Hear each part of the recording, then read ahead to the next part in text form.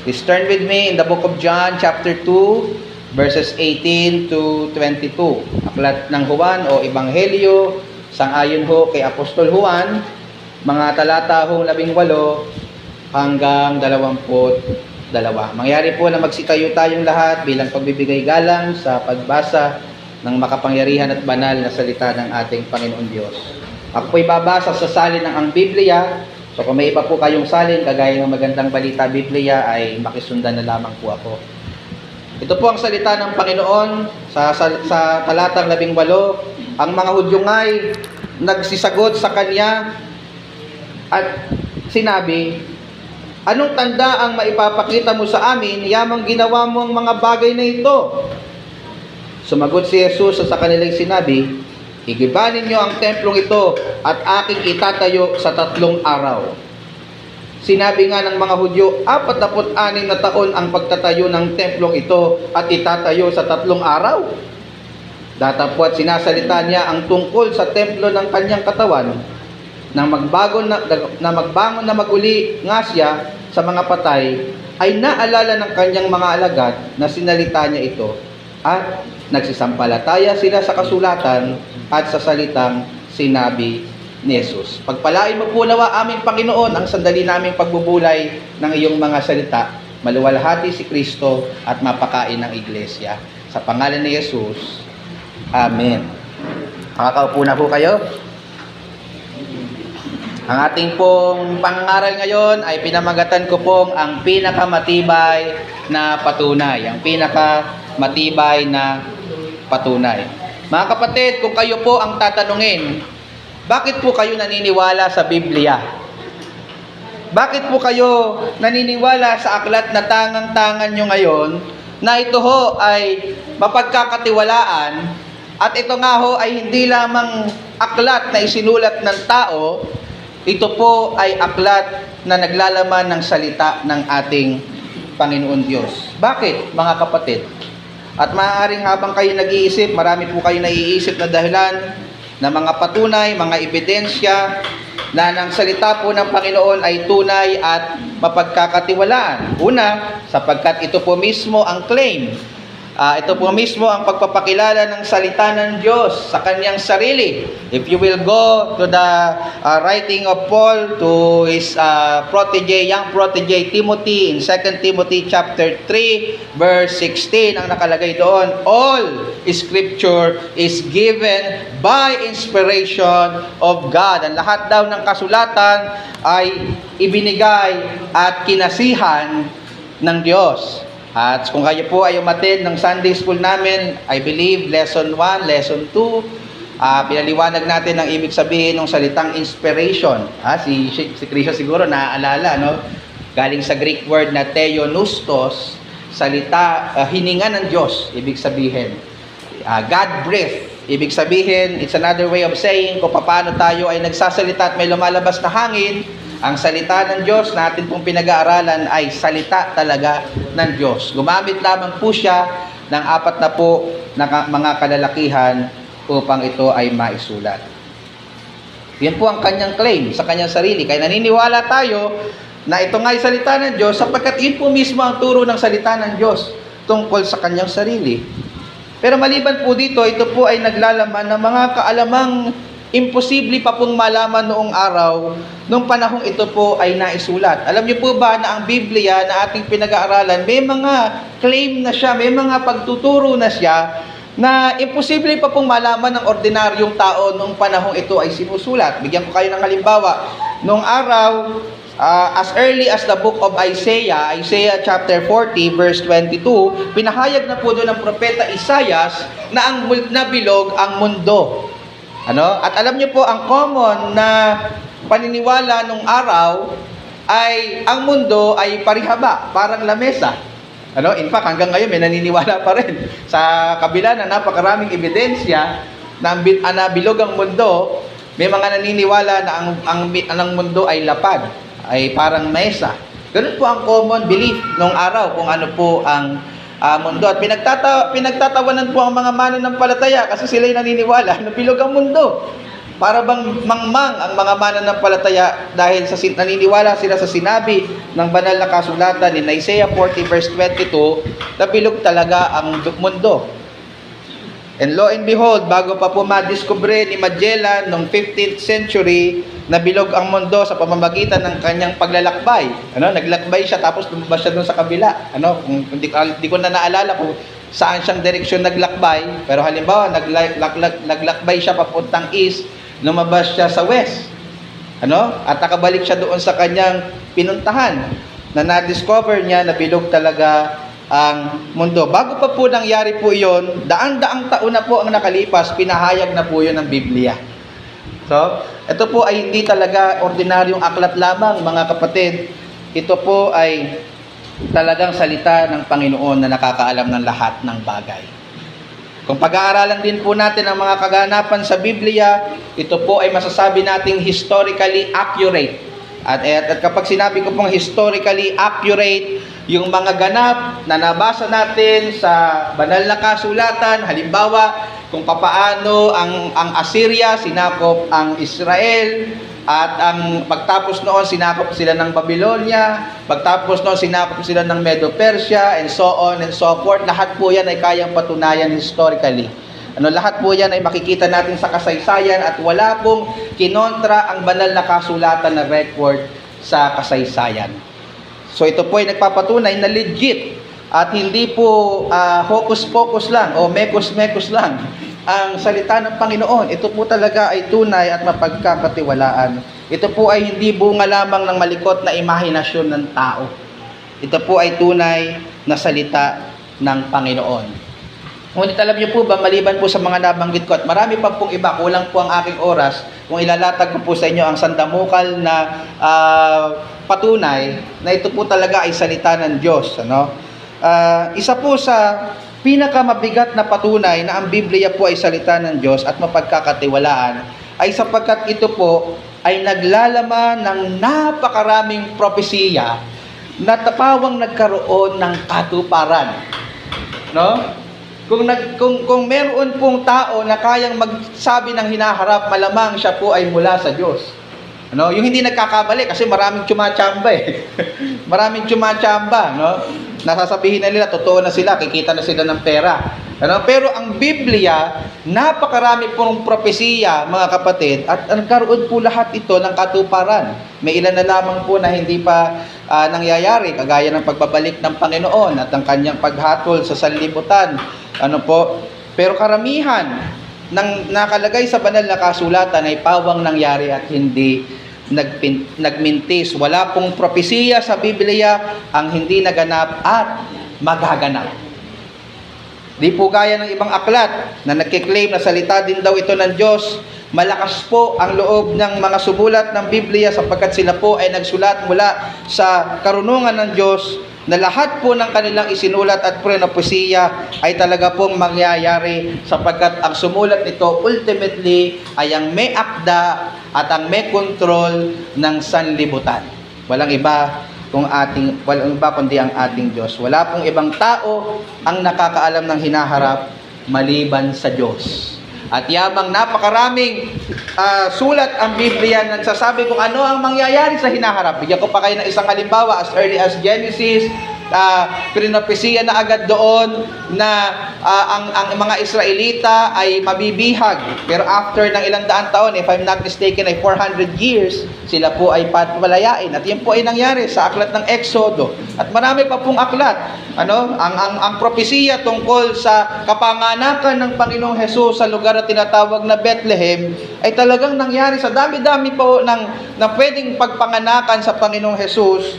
Makikita ho natin na nangyari po eksakto ang propesiya ng salita ng Panginoon. At ang yamang ang Biblia po ay naglalaman ng propesiya na tunay na nangyari at nangyayari, we can conclude na ito po ay hindi lang basta aklat na sinulat ng ordinaryong tao. Ito po mismo ay salita ng Diyos and therefore maaasahan at mapagkakatiwalaan. Yan po yung gusto kong mapansin ninyo, mga minamahal, sa mga talata po na atin pong pinag-aaralan ngayon. Dito po makikita natin na totoo ang lahat ng claim ng Panginoong Hesus tungkol sa kanyang sarili bilang Mesyas, sapagkat nangyari ang lahat ng pinopesiya tungkol sa kanya sa lumang tipan at pinopesiya mismo niya tungkol sa kanyang sarili, partikular ang kanyang pagkabuhay muli. Yan po yung gusto kong makita ninyo sa talatang ating pinag-aaralan. Gusto ko po mga kapatid na habang pinag-aaralan po natin ito, mas tumibay ang inyong confidence, mas tumibay ang inyong paniwala at pananampalataya sa salita ng Panginoon na ito po ay totoo.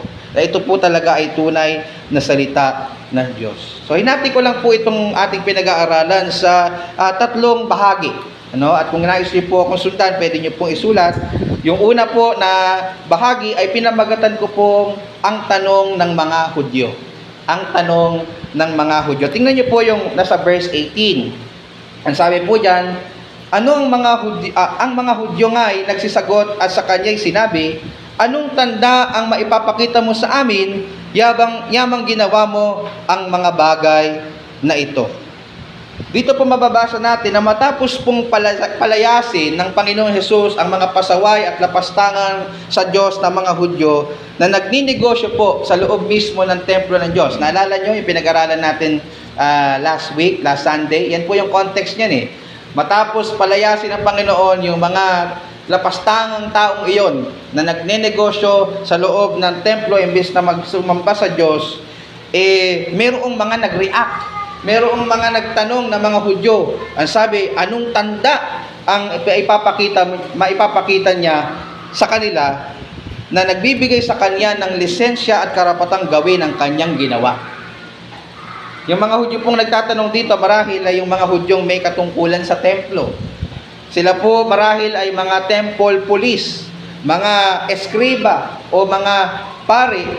Nagdedemand po sila ng tanda o sign o isang himala na magpapatotoo na siya nga po ay mula sa Diyos, na talagang dapat lang yung kanyang ginawa at siya po ay may karapatan sa kanyang ginawang paglilinis ng templo, na siya ay may otoridad at karapatang gawin ang kanyang ginawa.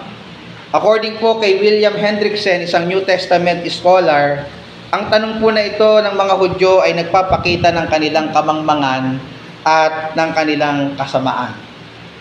Bakit?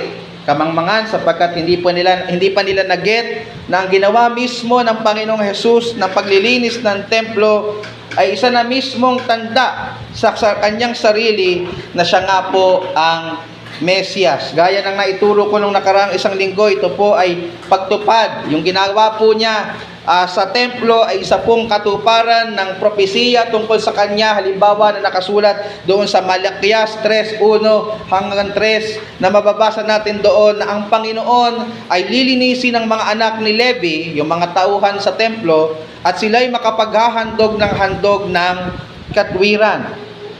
So hindi po nila na-pick up, hindi po nila na-get yung ginagawa ng Panginoong Hesus, na yun po mismo ay sign na mula sa Panginoon na siya nga po ang tagapagligtas, na siya nga po ang Mesyas. Hindi po dahil hindi nila yun nakita, o hindi po dahil mahina ang kanilang ulo, ito po ay sapagkat sila ay spiritual na patay. Kagaya ng ating pinag-aaralan kanina, wala silang kapasidad na maunawaan sapagkat sila'y binulag ng Diyos ng sanlibutan. Sila ay patay spiritually. Sila po, ay malapit sa templo, pero malayo sa Diyos. Pwede po ba yun? Pwedeng naririto ka, malapit ka sa templo, pero malayo ang puso mo sa Diyos.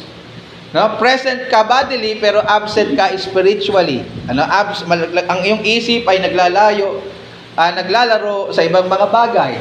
Nangyayari sa iyo yung kinakanta ng isang rapper yata yon, lumilipad ang isip mo. Lumilipad ang isip mo. Meron po ba dito lumilipad ang isip? Pakitaas nga ho yung kamay. Wala po, very good. So, sila po, malapit sila sa templo, pero malayo ang kanilang puso sa Diyos. At marami po sa atin ang ganyan sa mga oras po na ito. Bagamat naririnig niyo po ng malinaw kung sino si Kristo at kung paano niya tayo hinihikayat na magsisi at sumampalataya sa Kanya, hindi pa rin po natin ito maunawaan. Hindi pa rin po natin ito sinasampalatayanan at hindi pa rin po natin ito pinagtitiwalaan. Yan po ang malungkot na katotohanan na nakikita natin dito po sa mga Hudyong ito.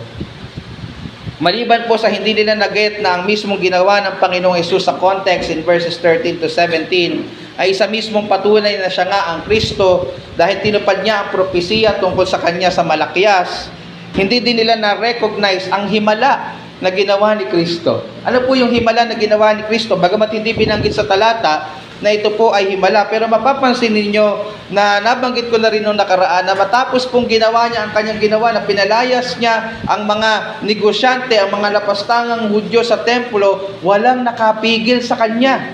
No, pwede naman pong may isang malaking taong umakap sa Panginoong Hesus at sinabi, tumigil ka na. O kaya naman sinipa ang Panginoong Hesus palabas sa templo, pero wala pong nakagawa noon. Isang patunay po na siya nga ay Diyos at may control sa lahat, maging sa mga kilos ng tao.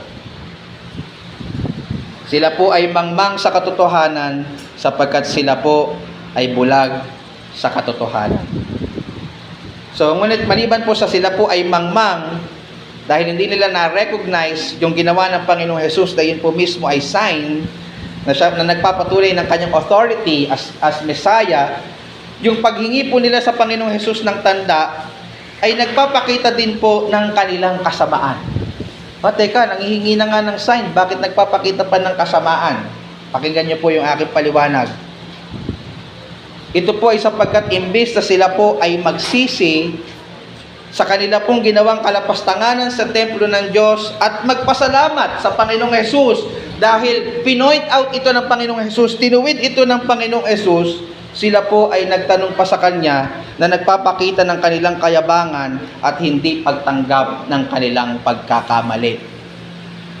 Makikita po natin sa buhay ng mga Hudyong ito na sila po ay mga taong matataas ang pride sapagkat hindi sila marunong tumanggap ng pagtutuwid. Palagi silang defensive, palagi silang namemersonal. Ito po ay sapagkat hindi sila humble at wala silang teachable heart. Kapatid, maganda pong maitanong sa ating sarili yan. Meron po ba tayong pusong mababa na handa pong matuto at magpatuwid sa tuwing tayo po ay nagkakamali o minamasama po natin ang lahat ng pagpuna at pagpututuwid sa atin sapagkat mataas po masyado ang ating ego gaya po ng mga Hudyong ito. Kapatid, kung ganyan po ang ating attitude, maganda pong baguhin na po natin yan habang maaga sapagkat mahihirapan po tayong lumago at kung hindi po tayo handang magpatuwid. Ano po, kung hindi po tayo handang itama yung ating mga pagkakamali. Ano po?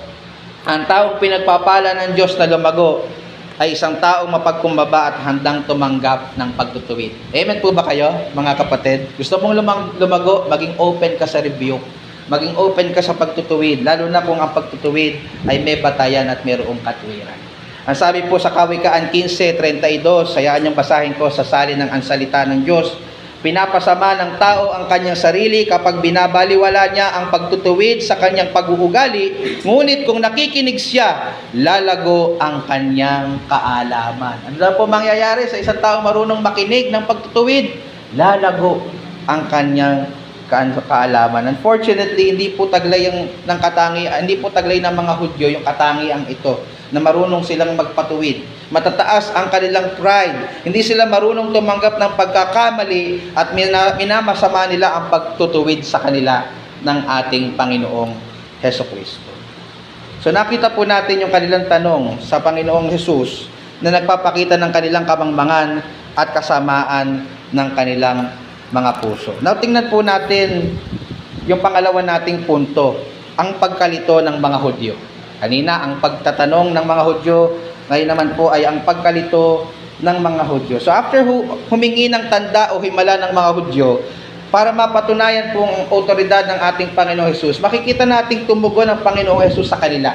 Sumagot ang ating Panginoong Hesus sa kanila. Sabi po sa verse 19, sumagot si Jesus at sa kanila'y sinabi, igiba ninyo ang templong ito at aking itatayo sa 3 araw. Di ba nanghihingi sila ng sign? Nanghihingi sila ng proof?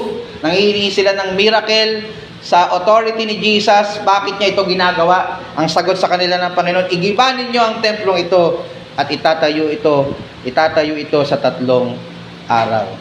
Mamaya ipapaliwanag natin ang ibig sabihin dyan ni Jesus. Kasi pagdating niyo po sa verse 21, pinaliwanag po ni Apostle John ano po ang ibig sabihin dito ni Jesus. Pero mapapansin natin na hindi po na-appreciate ng mga Hudyo yung naging sagot ng ating Panginoong Hesus. Hindi nila naintindihan ang ibig sabihin ng ating Panginoong Hesus doon sa kanyang mga sinabi. Kaya po pagdating sa verse 20, ang sabi po nila, sinabi nga ng mga Hudyo, 46 na taon ang pagtatayo ng templong ito at itatayo sa 3 araw.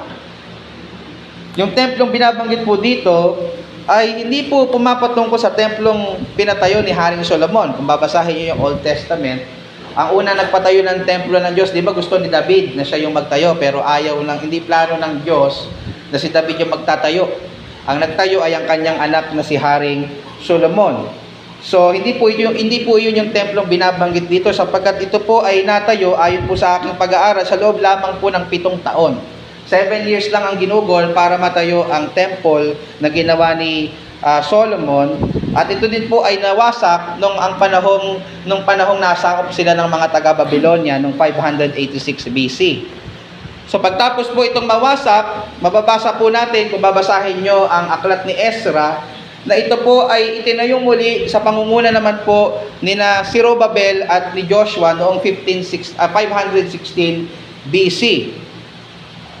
At noong naghari po si Herod the Great, pinangunahan po niya ang pagpaparepair or pagre-renovate ng templong nagtagal po ayon sa mga Hudyo sa talatang ito ng 46 years and counting. Sapagkat nung panahong ito na nangyari itong binabasa natin pinag-aaralan, hindi pa po tapos ang pagre-renovate at paggagawa ng templo ng Diyos. Nung panahong ito, umabot na po ng 46 years, sabi po ng talata. At hanggang ito'y matapos na malapit na noong AD 70. Yun nga lang, pagdating ng AD 70, dumating na yung hatol ni Kristo, winasak na niya ang templo. Matapos pong magawa, winasak din ng ating Panginoon Diyos dahil sa katigasan ng ulo ng mga Israelita. So makikita natin na hindi birong effort, mga minamahal. Hindi po birong panahon ang ginugol ng mga Hudyo, magawa lang po ang templo ng Diyos. Hindi po yan kamukha nung nakita nyo Sunday school room na isang araw lang ginawa. No, mahirap kung familiar kayo at babasahin niyo ang lumang tipan tungkol sa templo ng ating Panginoon Diyos. Napakahirap po nung gawin. Hindi po biro. Kaya laking gulat po ng mga kausap ng Panginoong Hesus ng mga Hudyo na itatayo lamang po niya ito sa loob ng 3 araw. Para sa kanila, ang Panginoong Hesus po ay either nagyayabang o nahihibang sa kanyang sinasabi. Either nagyayabang o nahihibang ang Panginoong Hesus sa mata nila nung narinig po nila na itatayo lang niya ito sa loob ng 3 araw. Ngunit pinaliwanag po ni Apostol Juan ang ibig sabihin po dito ng Panginoong Hesus, at yan po yung gusto kong talakayin natin sa panghuli nating punto, na may pamagat naman po na ang paliwanag ni Apostol Juan. Ang paliwanag ni Apostol Juan. Alam po ni Apostol Juan na pwedeng ma-misinterpret po ng kanyang mga mambabasa yung sinabi po dito ng Panginoong Hesus, kaya binigyan po niya ito ng linaw sa talata pong ito. Makikita po natin yan halimbawa sa verse 21. Kung sinusundan po ninyo ako, John chapter 2, verse 21. Sabi doon, datapwat sinasalita niya ang tungkol sa templo ng kanyang katawan. So hindi po pala literal na templo sa Jerusalem yung sinasabi ng Panginoong Hesus na itatayo po niya pagtapos ng 3 araw. Sa verse 19, ito po pala ay pumapatungkol sa kanya mismong pisikal na katawan na magdudusa at mamamatay sa krus ng Kalbaryo para bayaran ng lahat ng ating mga karumihan at ng ating mga kasalanan. At hindi po minsan ginamit ng Biblia yung terminong templo na pumapatungkol sa atin pong katawan. Halimbawa, yung binasa kong talata kanina sa Sunday School sa unang Korinto 6:19, ang sabi doon, and I quote, hindi ba ninyo nalalaman na ang inyong katawan ay templo ng Espiritu Santo na nasa inyo, na tinanggap ninyo mula sa Diyos at hindi kayo sa inyong sarili. Napansin niyo mga kapatid, minsan sa Biblia tinatawag ang templo, in fact sa Bagong Tipan, ang templo ng Diyos hindi naman itong 4 na sulok na ating pinagagaderan Pag wala tayo dito, ordinaryong building na lang to. No? Ang templo ng Diyos sa Bagong Tipan ay hindi na po ang building. Ito po ay ang ating Panginoong Hesus at ang mga taong sumampalataya at nakipag-isa sa Kanya. Tayo ay templo, nananahan sa atin ang Espiritu ng Diyos. Yun yung pinag-aaralan natin kanina. So, ang ating katawang ito ay ang templo ng banal na Espiritu. Sa 2 Corinthians chapter 5 verse 1, ang sabi doon, sapagkat nalalaman namin na kung masira ang aming bahay na tabernakulong ukol sa lupa. Ano yung pinapatungkulan dito ni Apostol Pablo? Yung kanyang katawan, yung kanyang buhay. Pag daw ito'y nasira o namatay, ay meron kaming gusaling mula sa Diyos, bahay na hindi gawa ng mga kamay, walang hanggan sa sangkalangitan. Meron tayong bagong katawan. Di ba? Sa makatuwid, nung sinabi ng Panginoong Hesus in verse 19 na kanyang itatayo sa loob ng 3 araw ang templo, ito po pala'y pumapatungkol sa kanyang pagkamatay at pagkabuhay muli.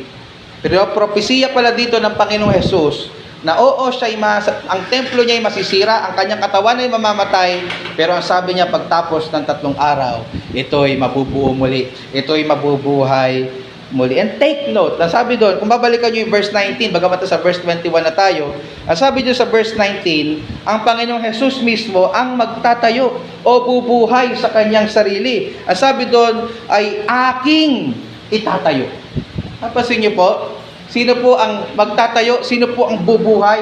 Ang Panginoong Hesus. Bagamat may sa ibang bahagi ng banal na kasulatan, makikita natin na siya'y binuhay ng Ama at binuhay ng Espiritu Santo. Pero dito po sa talatang ito, sinasabi niya na siya mismo ang bubuhay sa kanyang sarili. Sa makatuwid, ang resurrection ni Jesus Christ ay Trinitarian work. Gawa ng Ama, Anak, at Espiritu Santo.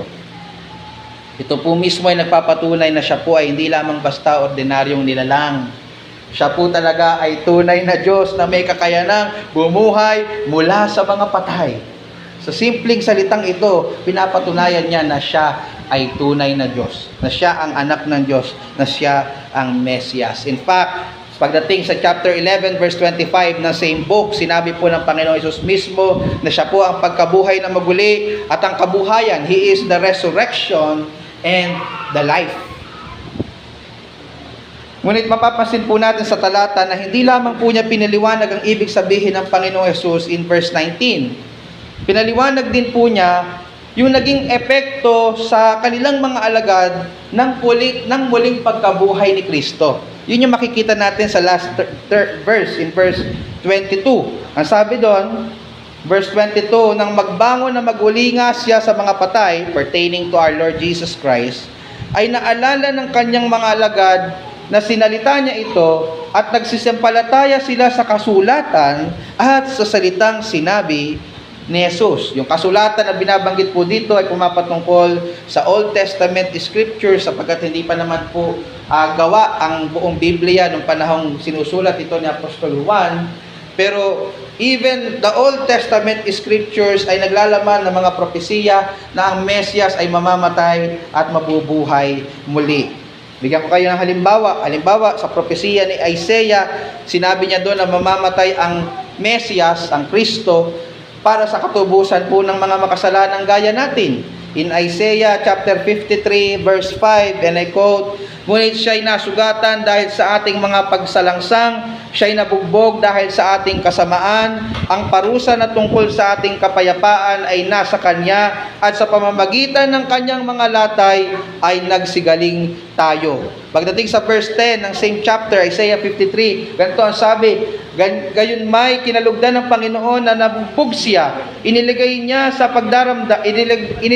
sa pagdaramdam, pagka iyong gagawin ang kanyang kaluluwa na pinakahandog dahil sa kasalanan. Kapag po hinahandog sa lumang tapan, pinapatay. Di po ba? Yung kanya pong, ang Panginoong Hesus po ay nagsilbing handog dahil sa ating mga kasalanan. At ang sabi, makikita niya ang kanyang lahi, pabahabain niya ang kanyang mga kaarawan, at ang pagkalugod ng Panginoon ay lalago sa kanyang kamay. Sa Old Testament, particularly in the book of Isaiah, propesiya na ang Panginoong Hesus, ang Kristo ay talagang mamamatay.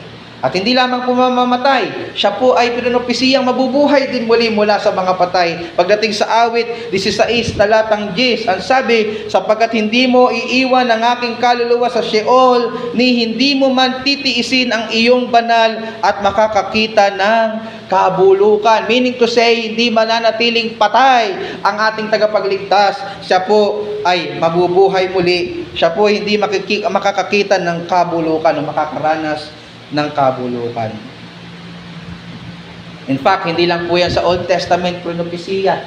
Sa mismong bibig ng ating Panginoong Hesus, propesya niya na siya ay mamamatay at muling mabubuhay. Isa po sa mga talatang iyan ay nasa Mateo 20:17 hanggang 19. Ang sabi sa Mateo 20:17 hanggang 19, samantalang umaahon si Jesus, ay bukod niyang isinama ang 12 alagad at sa daay sinabi niya sa kanila, narito, nagsisiahon tayo sa Jerusalem at ibibigay ang anak ng tao sa mga pangulong saserdote at sa mga eskriba at kanilang hahatulang siya'y patayin. At ibibigay siya sa mga hintil upang siya'y kanilang alimurain at hampasin at ipako sa krus at sa ikatlong araw siya'y ibabangon.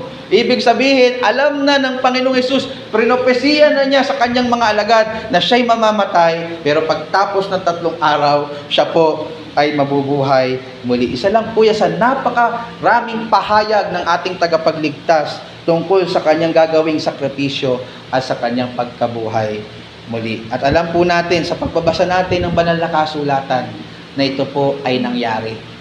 Kung titingnan natin yung dulong bahagi ng Book of John, Matthew, Mark, Luke, even sa 1 Corinthians chapter 15, after po niyang mabuhay muli, nakita siya ng mga alagad, nakita daw siya ng humigit 500 katao. No, na nabuhay talaga ang Panginoong Hesus. Natupad talaga yung kanyang propesya tungkol sa kanyang sarili na siya'y mamamatay at muling mabubuhay. You see, mga minamahal, ang pagkabuhay muli ni Kristo ay hindi lamang naggagarantiya na tagumpay ang kanyang ginawang pagsasakripisyo para sa ating mga kasalanan. Hindi lamang ito naggagarantiya na bagamat tayo mamamatay, tayo bubuhayin din muli kamukha niya. Ito rin po ang nagpapakita at nagpapatatag ng ating pananampalataya na totoo, legit, at pagkakatiwalaan ng banal na kasulatan sapagkat kailanman hindi po sumablay ang mga propesiyang ito. Nangyari ang propesiya sa lumang tipan, sa pagkamatayan at pagkabuhay muli ni Kristo. Pagdating sa bagong tipan, inulit niya ang propesiya tungkol sa kanyang sarili. Pinanindigan niya na totoong itong mangyayari, and lo and behold, nangyari nga po ang lahat ng propesiya ng ating Panginoong Jesucristo. In this particular case, ang propesiya tungkol sa kanyang pagkabuhay muli. Kung gayon, ano po ang dapat nating maging tugon sa mga katotohanan ito? Kung totoo ang lahat ng sinasabi ng Biblia at pinagtibay ito sa pagkabuhay muli ni Kristo, ano po ang marapat nating maging tugon tungkol dito? Yan po ang malaking tanong na gusto kong iwan sa inyo. Una, kung hindi ka patunay na nagsusuko ng buhay kay Kristo, hinihikayat kita, in fact, pinapakiusapan kita na gawin mo na ito ngayong araw. Gawin mo na ito ngayong araw. Magsuko ka ng buhay kay Kristo at magtiwala ka na sapat ang kanyang ginawa sa krus ng Kalbaryo at siya'y nabuhay muli para sa iyong katubusan. Magtiwala ka sa Panginoong Hesus nung sinabi niya na ang sumampalataya sa akin hindi na mapapahamak kundi magkakaroon ng buhay na walang hanggan. Magtiwala ka sa sinabi ng salita ng Diyos na narito ang kordero ng Diyos na mag-aalis ng kasalanan ng sanlibutan. Pagtiwalaan mo yun sapagkat yun po ay totoo. Kaya niyang hugasan ang iyong lahat ng karumihan. Kaya kanyang bigyan ng buhay na walang hanggan kung ikaw ay totoong sasampalataya sa Kanya.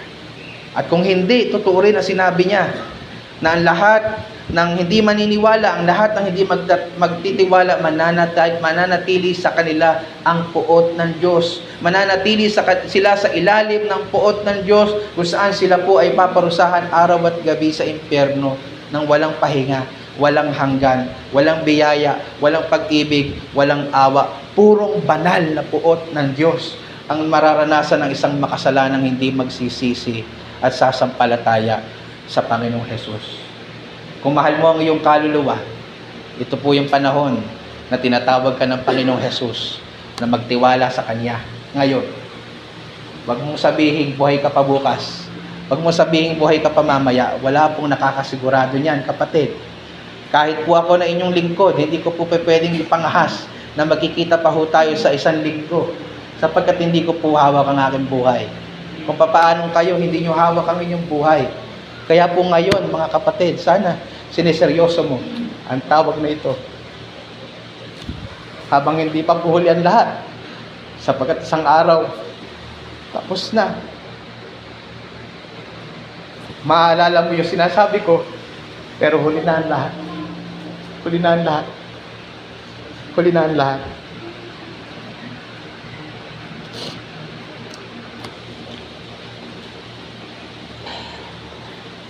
Sana kung nagmamalasakit ako sa kaluluwa mo, pag malasakitan mo rin yung kaluluwa mo,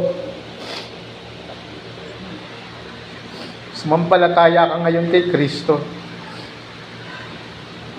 sapagkat hindi mo gugustuhin ang sasapitin mo sa Kanyang galit na kamay kung hindi ka magtitiwala at magsisisi sa iyong mga kasalanan. O mga kapatid, kung ikaw ay hindi pa sumasampalataya, nakikiusap ako sa iyo, sana, wag mong balawalain ang tawag na ito. Napakatagal ng panahon na ikaw ay namuhay para sa iyong sarili. Napakatagal ng panahon na nagpakasasa ka sa pita ng laman. Sana magmalasakit ka naman sa iyong kaluluwa. Lumapit ka kay Kristo na may durog na puso, na may pagsisisi sa iyong mga kasalanan at may pagpamakaawa. Na Panginoon, iligtas mo ako na isang makasalanan. Panginoon, iligtas mo ako na walang kakayanang iligtas ang aking sarili. Panginoon, maawa ka sa akin. Nagsisisi ako sa lahat ng aking mga sala at kinikilala kita bilang sarili kong Panginoon at tagapagligtas. Sana po ito yung araw. Sana po ito yung araw. Sapagkat hindi po natin alam ang araw ng bukas. Totoo ang salita ng Panginoon. Totoo ang salita ng Panginoon na pinapangako ang Kanyang may buhay ka na walang hanggan kung ikaw'y sasampalataya. Pero meron ding hatol na naghihintay sa iyo kung mananatili ka sa iyong pagkakasala at hindi ka babalik kay Kristo para sa iyong kaligtasan. At kung ikaw po ay sumampalataya na, nawa po na pagtibay po ng mga katotohanan ng ating inaral, yung conviction mo na totoo ang salita ng Panginoon. Panghawakan mo yung mga pangako na kasulat dito. Pagkakatiwalaan mo ang katuruan ng mga nakalagay dito, at karapat dapat ito na mabigyan mo ng oras at panahon na mapag-aralan at mapagbulayan sa araw ng iyong buhay. Mga kapatid, mga minamahal, nawa po ay mas napagtibay sa ating pag-aaral na ito ang iyong pagtitiwala sa salita ng Diyos at sa ating Panginoong Hesukristo. Amen.